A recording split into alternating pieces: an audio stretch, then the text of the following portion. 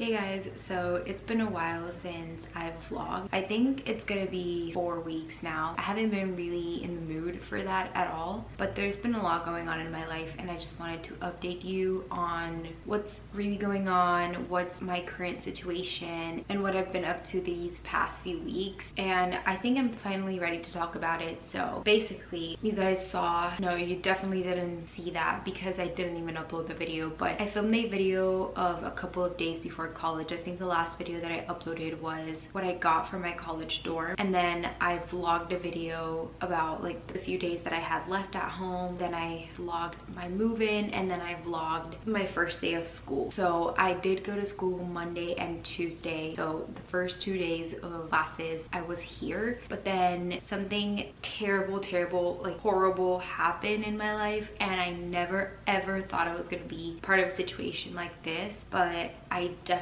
am now. It's that my dad passed away. It's even like hard to say it. It's so painful to say it out loud, but he passed away, I think at midnight, Wednesday midnight. He had been really sick. He had been going in and out of hospitals for the past month, and it was like all very quickly, to be honest, because we never ever thought he was gonna die. We always thought that these problems would go away, especially since he has had them before, so like blood pressure, diabetes, heart problem. But this time he had something going on in his brain and then some blood clotting, and it was just a catastrophe. I woke up early that day because I had to go to an early class. So I woke up early, my mom called, and the service in here is really bad, so I really didn't hear anything, but I only heard 2 words, and it was "Dad, heart attack." I grabbed my keys, I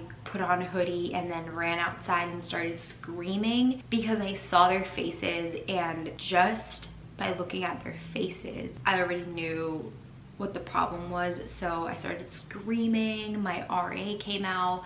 The person from the reception was so astonished and mind blown by the amount of pain that I was feeling. I don't remember anything after I screamed. I don't remember what happened. I just remember being back home, and that's it. I don't remember anything. I don't even know how the hell I got my stuff together, because I did take a lot of my clothes and, you know, personal things that I have to take. I don't remember even how I got my credit cards.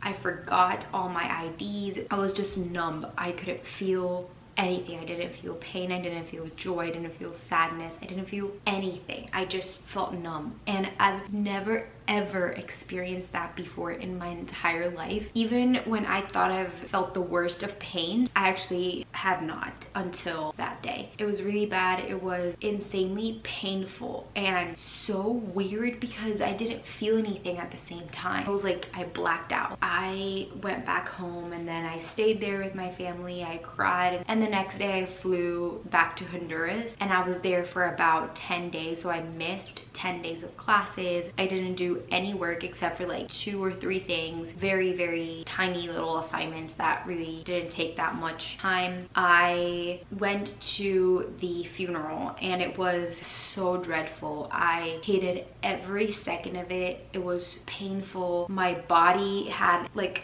a reaction to the amount of pain that I was feeling. So when I worked out, my heart literally felt like I was dying. My heart felt like it was burning. My face broke out, so I had a rash all over my face. So it was all red and bumpy, and it was itchy. And then the third one was I felt like an insane amount of pain on my back. It felt like I was carrying the world on my shoulders. And I also had, like, during the funeral, my stomach, it was weird. It felt like my ribs were gonna come out. It was kind of the feeling that you have when your stomach hurts, but except it's like in your ribs, between your ribs and your stomach. It was so weird. I experienced a lot of physical pain, and the worst ones were during these past few weeks. As you can see, I'm back from Honduras, and I came back here, and lately I've been sleeping either with my mom, my cousin, my aunts, uncles. I've never really been alone, and now that I'm here, I'm completely by myself. I don't have anyone related to me sleeping nearby, so I couldn't sleep. It felt so weird. I just really had this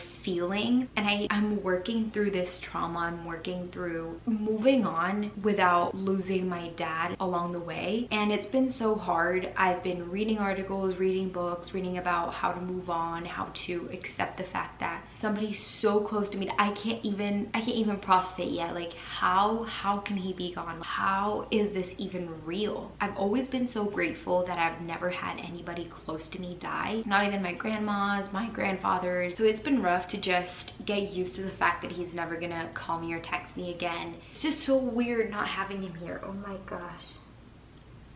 I don't even know how to act. I don't even know what to think. I don't know. I've never ever even thought about the fact of losing my parents, and I've been trying to avoid thinking too much about my father passing away and me being here, because I know I will get into this rut of just negative thinking and closing myself to so many opportunities that I have. For example, socializing here in college, doing my homework, graduating, finishing freshman year, something that I wasn't prepared for it. So it's been a process. It's been hard to just adapt to my life like this, especially since I was like in the peak of my life. I was talking this with my therapist, and I told her, like, I was in the peak of my life, like the climax. I had everything that I ever wanted, and then this happens, and now I just don't know how to get back to where I was. I know there isn't going back, but I just don't know how to move forward either. So I'm just kind of like figuring out how my life is supposed to be, how I can deal with this certain amount of pain without going into a deep depression. And yeah, just trying to learn step by step how to move on and become this new version of myself without losing the one that I was already before, because I loved the Ivana that I had become. So now I have to reinvent myself, reorganize, redo my life, and it's so hard because I just had everything figured out and now I don't, and I just don't know how to deal with so much change.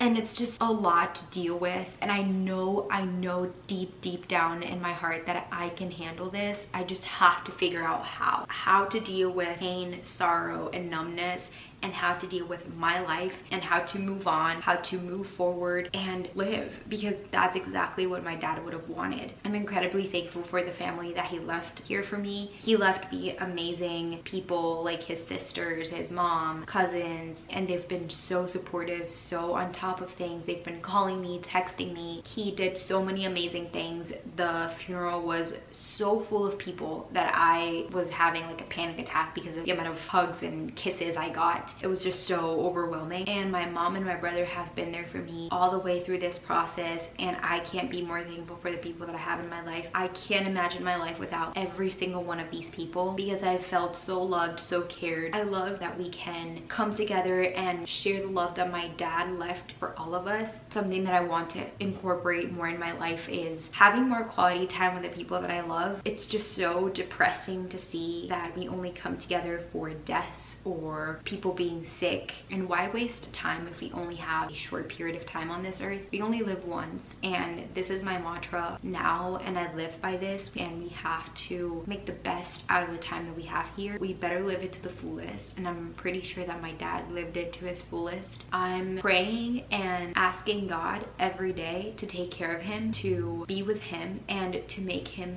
rest in peace. So I'm just going to leave it at this. I'm going to upload as much as I can. I don't have a set schedule yet. As I said, I'm trying to figure out my life right now. My life is in shambles, and I really want to prioritize my mental health first. I really want to continue YouTube. It's part of my life. It's part of who I am. I just need you guys to give me some time to get myself together and to also figure out how this college thing works, how my life is going to look like from now on without my dad. So thank you guys so much for watching, for sticking around, for being here, and I hope to see you guys pretty soon.